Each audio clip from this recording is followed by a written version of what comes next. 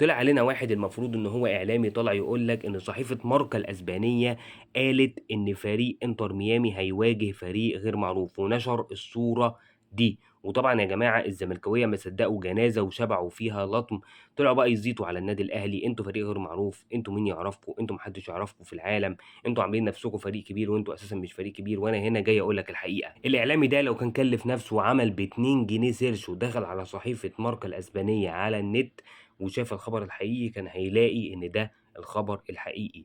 ان صحيفة ماركا الاسبانية بتقول لك ان انتر ميامي هيواجه كينج اوف افريقيا، ملك افريقيا، مش فريق غير معروف. ده الخبر الحقيقي.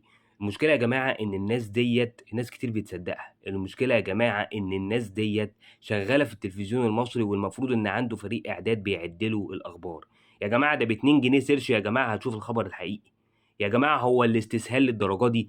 بناخد اي حاجه متفبركه من الصفحات الزملكاويه وبنطلع نقولها. واللي مش مصدق، لينك الخبر عندي وممكن ابعته لاي حد. خش بنفسك انت وشوف، خش على ماركة الاسبانيه وشوف الخبر بنفسك. سلام.